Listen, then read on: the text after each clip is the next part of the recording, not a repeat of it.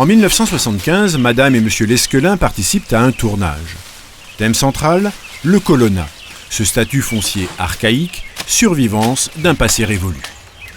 C'est l'occasion d'une rencontre touchante avec une famille comme tant d'autres qui travaillent sur des terres minuscules et souvent médiocres.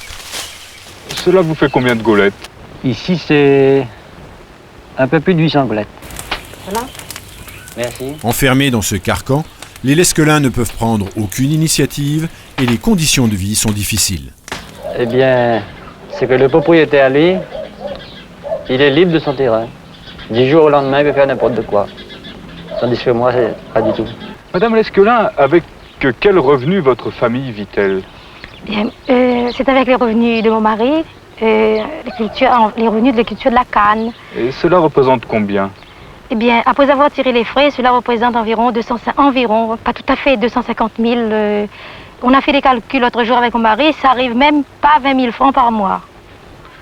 Et comment faites-vous pour équilibrer le budget de la famille? Mon Dieu, on fait comme on entend, on fait comme on peut. On ne devrait pas, mais on prend une partie de l'allocation familiale pour ajouter. Et puis, avec le petit élevage familial aussi qui nous aide à combler le manque d'argent qui a fait vivre la famille. Faites-vous un crédit à la boutique? Oui. Malheureusement. C'est un cas un peu humiliant pour la ménagère qui va toutes les semaines au marché. On est obligé de prendre ce qu'on a dans la boutique. On n'a pas d'argent pour aller ailleurs.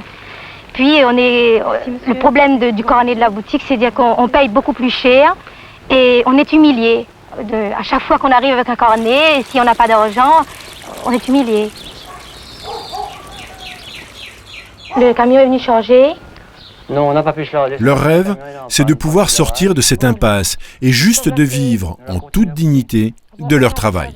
Avoir d'abord une surface suffisante pour travailler et enfin... Mais vous n'avez pas d'argent pour... Oui, on n'a pas d'argent. Il faudrait avoir des crédits, des moyens d'argent, puis un terrain cultivable, irrigué, avoir de l'eau pour travailler.